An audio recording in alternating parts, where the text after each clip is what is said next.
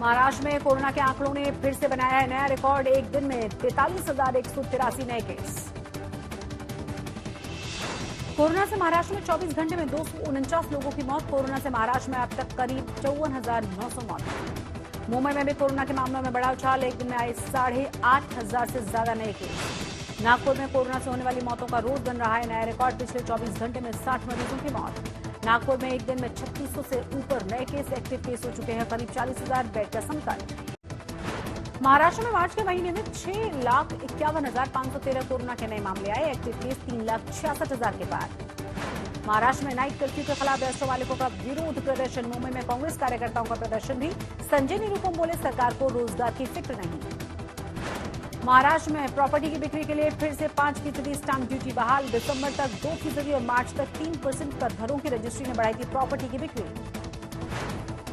संजय राउत के अलावा शिवसेना ने अरविंद सावंत को बनाया पार्टी का नया प्रवक्ता। साउथ मुंबई से सांसद हैं अरविंद सावंत। अरविंद सावंत पहले भी रह चुके हैं शिवसेना के प्रवक्ता। 2019 में शिवसेना के बीजेपी से रिश्ते तोड़ने के बाद छोड़ा था सावंत ने केंद्र में मंत्री पद। सुपरस्टार रजनीकांत दादा साहेब फाल्के अवार्ड से सम्मानित। सूचना प्रसारण मंत्री प्रकाश जावड़ेकर ने ऐलान किया।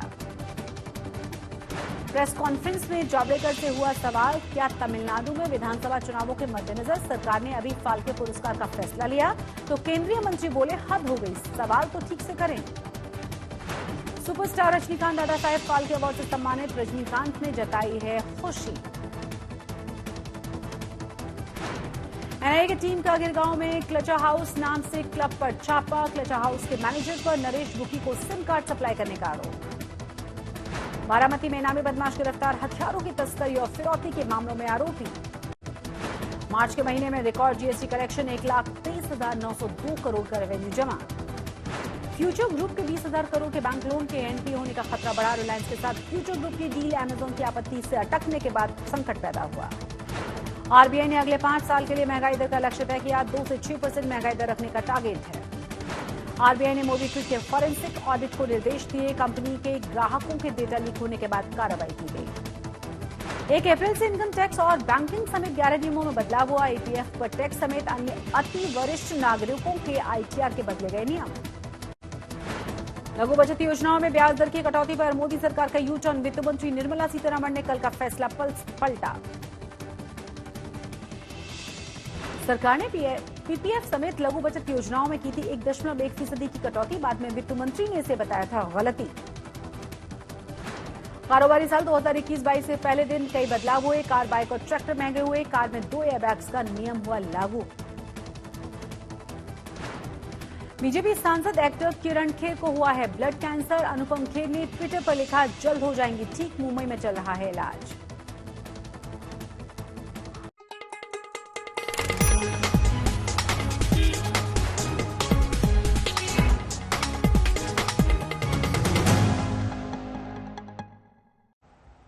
महाराष्ट्र में आज कोरोना के 43,000 से ज्यादा नए केसेस आए हैं। मौतों का आंकड़ा भी रोजाना 200 के पार ही जा रहा है। अकेले नागपुर शहर में पिछले 24 घंटे में कोरोना 60 लोगों की मौत कर चुका है।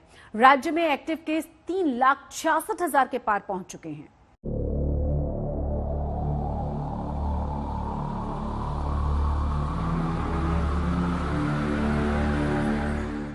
देश में इस समय कोरोना के करीब आधे केस अकेले महाराष्ट्र में है और सबसे ज्यादा मौतें भी महाराष्ट्र में हो रही हैं। महाराष्ट्र में भी सबसे बुरा हाल पुणे और नागपुर का है। महाराष्ट्र के पुणे में बुधवार को कोरोना के 8,553 नए केस आए। पुणे में बुधवार को कोरोना से 56 लोगों की जान गई है। पूरे महाराष्ट्र के करीब 20% केस पुणे से आ रहे हैं। पुणे में इस समय एक्टिव केस 64,000 से ऊपर हैं, जो देश भर में सबसे ज्यादा है। कोरोना से राहत पाने के लिए पुणे प्रशासन का वैक्सीनेशन पर बहुत जोर है। यहाँ के अस्पतालों में दिन रात वैक्सीनेशन किया जा रहा है। पुणे में आज तीसरे फेज का वैक्सीनेशन शुरू हो गया। यहाँ के मेयर ने भी आज वैक्सीन लगवाई। तो यहाँ पुणे में वैक्सीनेशन 45 की उम्र और उसके ऊपर के लोगों का भी शुरू हो गया है। मैं पुणे के औंध इलाके में एम्स अस्पताल में आया हूँ और यहाँ पर आप देख सकते हैं कि ये एक वैक्सीनेशन सेंटर है, जहाँ वैक्सीनेशन अब 45 और ऊपर के लोगों का शुरू हो गया है। मेरे पीछे आप देख सकते हैं कि लोग यहाँ बैठे हुए हैं। सिस्टमैटिकली वैक्सीनेशन ड्राइव यहाँ पर शुरू है।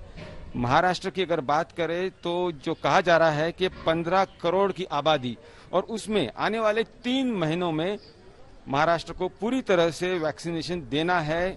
राज्य के स्वास्थ्य मंत्री राजेश टोपे इन्होंने बताया है। आज अगर हम देखते हैं तो पॉजिटिव पेशेंट की संख्या 34,000 तक 35,000 तक है, लेकिन हमारे हॉस्पिटलाइज पेशेंट की संख्या हम देखते तो 5,000 के करीब है। यानी कि तकरीबन 10% लोग आज हॉस्पिटलाइज्ड है, 90% लोग होम आइसोलेशन में। लेकिन हर रोज का अगर हम फिगर देखते हैं पेशेंट जितने मिलते जा रहे हैं, उसके हिसाब से आगे का प्रेडिक्शन अगर हम करते हैं तो उसके लिए हमें ज़्यादा से ज़्यादा बेड्स आईसीयू ऑक्सीजन के बेड्स अगर लगते हैं तो उसके लिए प्राइवेट हॉस्पिटल के 80% बेड्स हमने अभी लिए हैं। जम्बो हॉस्पिटल जो हमारा है उसकी कैपेसिटी हमने आज 500 की 800 तक करने का फैसला भी कर लिया है। और ससून में भी हमने यह बोला कि आपके यहाँ भी बेड्स की संख्या अभी बढ़ानी चाहिए।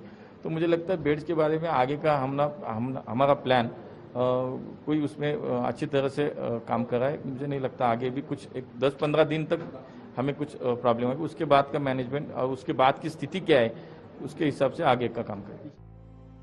पुणे की तरह महाराष्ट्र में नागपुर का हाल भी बहुत बुरा है। यहाँ भी कोरोना से हुई मौतें रोज नए रिकॉर्ड बना रही हैं।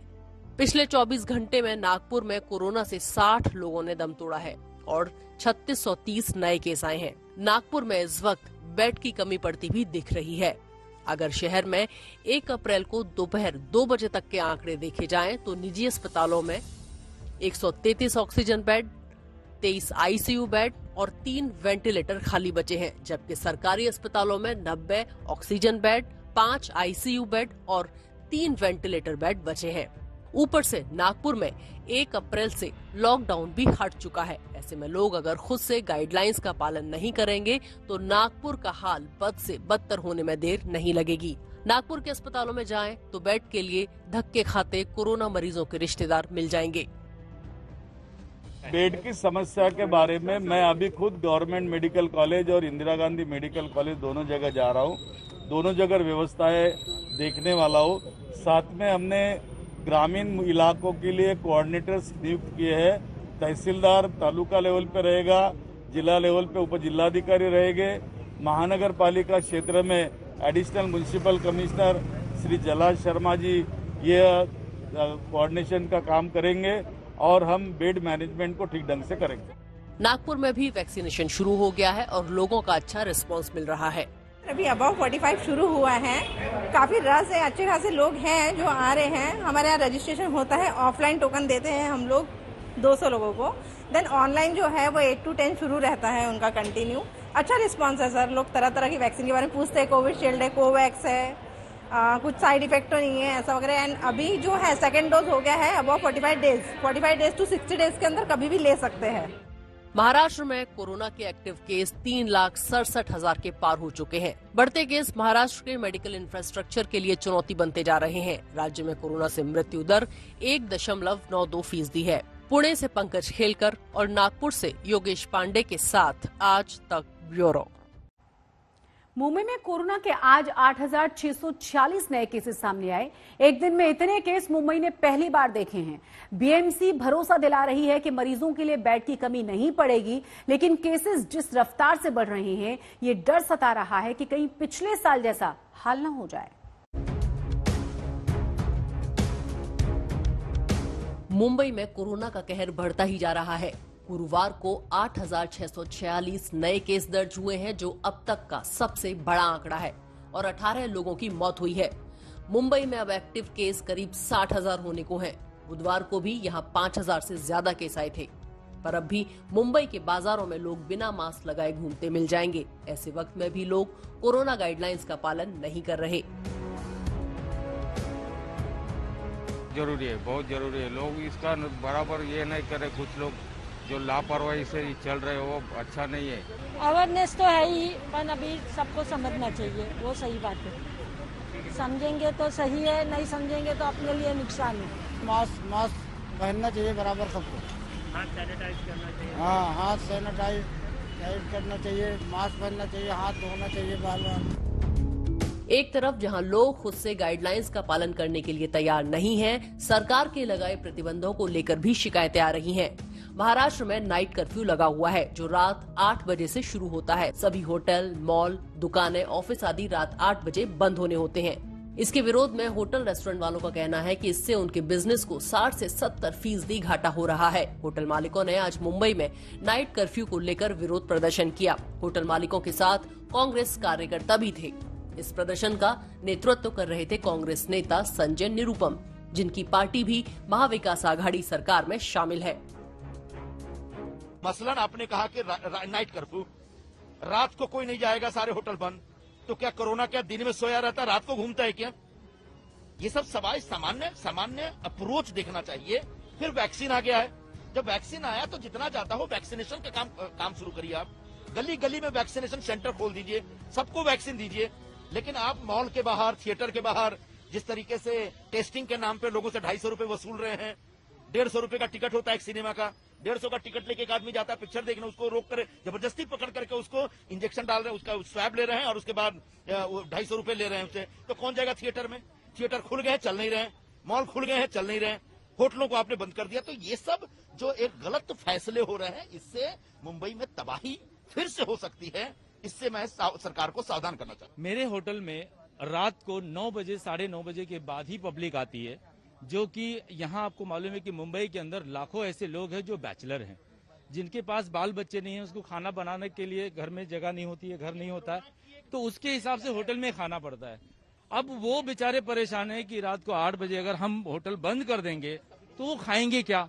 सबसे बड़ी समस्या ये है। और दूसरी बात हमारा कैसा मैडम, देखिए 8 बजे के बाद या 7 बजे के बाद ही होटल का हमारा काम शुरू होता है, क्योंकि पब्लिक 9 बजे के बाद में बाहर आती है काम धंधा करने के बाद।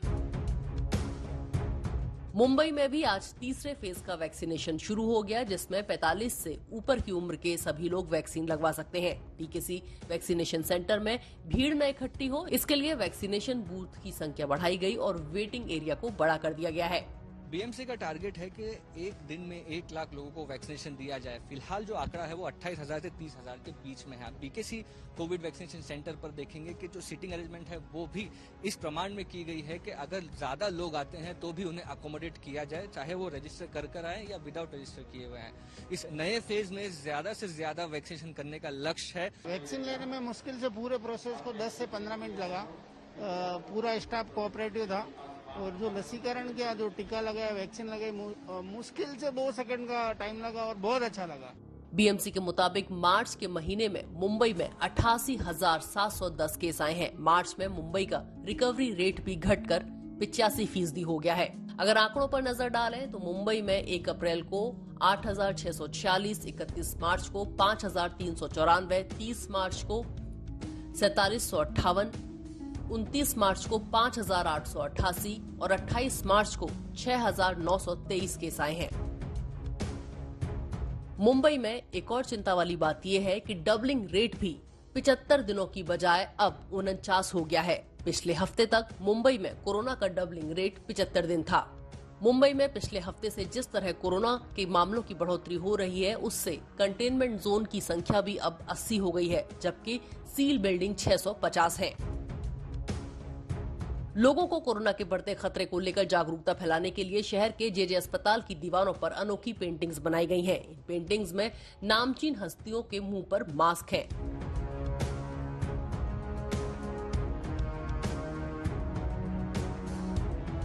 महाराष्ट्र कोविड-19 टास्क फोर्स के हेड डॉक्टर संजय ओक ने गुरुवार को कहा कि कोरोना संक्रमित एक शख्स 400 लोगों को संक्रमित कर सकता है, इसलिए मास्क, हाइजीन और सोशल डिस्टेंसिंग का कोई विकल्प नहीं है। मुस्तफा शेख और पंकज उपाध्याय के साथ विद्या, मुंबई आज तक।